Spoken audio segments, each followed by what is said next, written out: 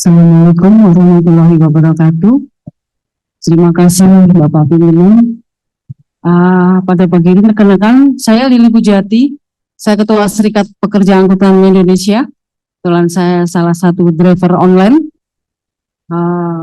Mohon izin, pada mempersingkat waktu pada Juni 2024 ada pertemuan di ILO Jenewa membahas tentang perlindungan pekerja platform, dan Indonesia yang diwakili oleh Kementerian Ketenagakerjaan itu sudah melakukan menyetujui dan mengkonvensi untuk perlindungan pekerja platform istilahnya.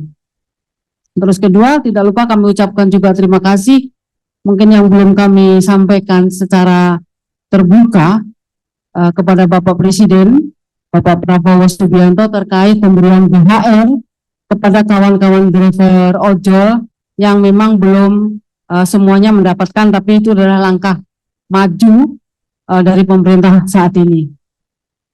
THR bonus hari raya. Tadinya kita mintanya tunjangan hari raya, tapi karena memang belum ada regulasinya, sehingga kita mendapatkan bantuan hari raya. Dan itu sudah mewakili dari kepedulian pemerintah.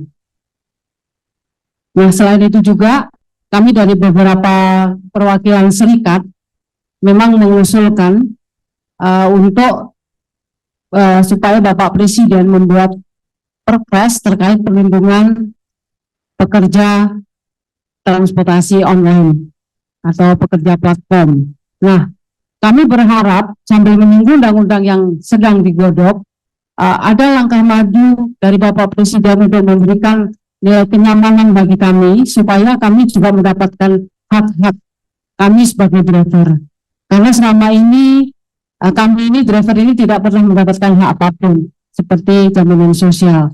BPJS kami bayar sendiri, bahkan ketika BPJS jaminan kecelakaan kerja itu pun diberikan apabila kami sedang online atau sedang membawa penumpang. Apabila kami tidak sedang menunggu penumpang di halte ataupun di jalanan kecelakaan, kami tidak mendapatkan santunan. Nah, kami sangat berharap kepada Bapak Presiden lewat Bapak Dasko dan Bapak-Bapak yang lainnya untuk menyampaikan bahwa saat ini kami memang butuh sekali payung hukum.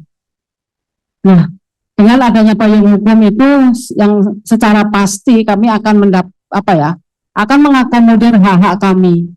Contohnya kayak jaminan sosial, dan juga kawan-kawan driver kami juga mewakili kawan-kawan driver perempuan yang tidak semuanya bisa hadir, karena banyak kawan-kawan driver perempuan yang mengalami pelecehan seksual, intimidasi di jalanan, itu tidak mendapatkan jaminan perlindungan. Nah, untuk sementara mungkin saya sampaikan itu, mungkin nanti kawan-kawan dari serikat yang lain yang juga akan menyampaikan usulan-usulan kepada Bapak. Mungkin itu Bapak. Terima kasih. Wassalamualaikum warahmatullahi wabarakatuh. Baik. Terima kasih. Ada yang lain untuk menambahkan? Silakan.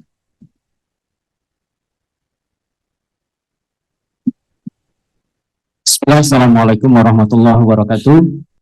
Terima kasih atas kesempatan yang berharga. Saya Budiman dari Serikat Pengemudi Daring. Memperkuat apa yang disampaikan oleh Bu Lili, pemerintahan Prabowo ini sudah memberikan luar biasa BHR yang kemarin.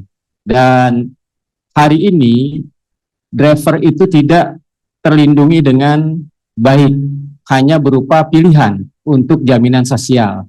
Nah, pilihan ini bagi kami cukup memberikan suatu sangat berat ya untuk memperoleh jaminan sosial. Contoh jaminan tadi tenaga kerja, kecelakaan, dan lain sebagainya. Mumpung momen ini momen yang sangat baik ya. Kebaikan pada saat pemberian BHR, dan sekarang payung hukum yang memang kami butuhkan. Nah, apa yang disampaikan tadi oleh Bu Lidi, kami memperkuat ada payung hukum yang cepat, karena saat ini kami di jalanan ini penuh tidak terlindungi dengan hak-hak sosial dan jaminan sosialnya. Saya kira perpres yang disampaikan oleh Bu Lili ini cukup menjadi solusi bagi kami di tengah kekosongan payung hukum yang kami anggap ini belum memadai bagi driver online. Itu saja Pak Ketua. Terima kasih. Assalamualaikum warahmatullahi wabarakatuh. Mungkin ada lagi? Baik, Assalamualaikum warahmatullahi wabarakatuh. Perkenalkan saya Bagong Nugroho, perwakilan dari Serikat Pengemudi Transportasi Indonesia. Saya mau menambahkan satu Pak ya, bahwa teman-teman ini, kemitraan ini yang diklaim oleh aplikator yang katanya mesejahterakan driver, bukti nyatanya Pak, pendapatan teman-teman itu dapat hari ini habis hari ini. Teman-teman itu rata-rata kena penjual semua, gara-gara efek kemitraan. Makanya kami dari Sepeda Indonesia mengusulkan segera bentuk Perpres bahwa ngakuin ojek sebagai pekerja, agar semua hak-hak teman-teman bisa langsung diakomodir di situ. Terima kasih, Pak. Ya, silakan. Ya, Assalamualaikum warahmatullahi wabarakatuh. Salam, Om Swastiastu, Namo Buddhaya, salam kebajikan. Perkenalkan, nama saya Agus Ambon dari Serikat Pekerja Bersatu Maluku Nusantara. Tadi untuk melengkapi bahwa Pilpres itu harus segera dikeluarkan peraturan presiden untuk mendukung kami dalam ya segi hukum, kesejahteraan dan segala macam, itu sangat penting. Dan kami berterima kasih juga kepada Pak Adrian sebagai Ketua Aspirasi Masyarakat yang kemarin menerima teman-teman agar ini menjadi masukan dalam undang-undang nanti dibahas tentang ojek online ini. Kami berharap bahwa anggota Dewan yang terhormat, Pak Ketua dan teman-teman sekalian dapat memberikan payung hukum kepada kami, memperkuat Pilpres sehingga tahun depan teman-teman sudah bisa mendapatkan hak-haknya yang hanya dijanjikan segala macam, sudah bisa mendapat hak dan punya payung hukum gitu loh. Ya Pak, terima kasih.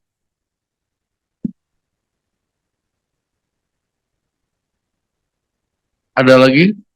Langsung. Assalamualaikum warahmatullahi wabarakatuh. Perkenalkan, nama saya Tio dari Perkumpulan Armada Sewa Indonesia. Pertama-tama yang mau saya sampaikan, saya perwakilan dari Roda 4, Pak. Di mana di Roda 4 ini sebenarnya secara umum sudah dibuatkan PM 118. Di mana dalam regulasi tersebut, kawan-kawan juga sudah cukup antusias dalam merespon apa yang menjadi problem di awal Roda 4, yaitu payung hukum. Tetapi dilemanya Pak, dan kebetulan saya juga salah satu yang ikut terlibat dalam perumusan PM 118 yang dulu dibuatkan oleh Kementerian Perhubungan yang disebut dengan Tim 9.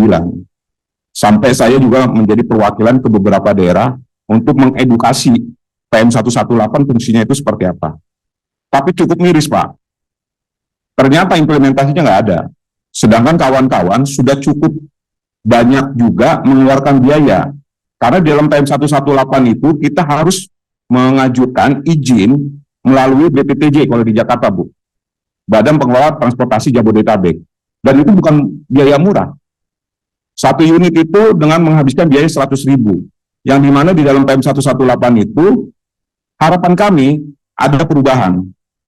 Ternyata setelah teman-teman melakukan pengurusan izin dan segala macam, implementasinya nggak jelas sampai detik ini, gitu loh. Dan juga banyak beberapa hal yang mungkin juga bisa saya sampaikan karena banyak juga oknum-oknum yang bermain untuk menyalahgunakan regulasi ini. Saya sadar bahwa regulasi PM 118 ini memang belum sempurna, tetapi setidaknya ini menjadi dasar awal untuk payung hukumnya Roda 4. Tetapi kenyataannya setelah payung hukum itu sudah ada, implementasinya nggak jelas. Kembali lagi kita sebagai mitra aplikasi menjadi sapi perahnya, Pak. Jadi harapan saya ada kejelasan berkaitan dengan nasib-nasib teman-teman baik R2 dan R4 untuk kedepannya seperti apa, payung hukumnya seperti apa, dan realisasi dan implementasinya di lapangan juga seperti apa. Jangan cuman ada regulasinya, tapi penerapannya nggak ada. Itu juga menurut saya pepesan kosong gitu loh. Buat apa regulasi dibuat, tapi kenyataannya fungsinya juga nggak jelas gitu loh. Kita ini berjuang dari 2016 sampai akhir, udah sambil hampir 10 tahun, belum ada impact buat kita dari sisi positifnya. Mungkin dari saya itu dulu. Terima kasih. Wassalamualaikum warahmatullahi wabarakatuh.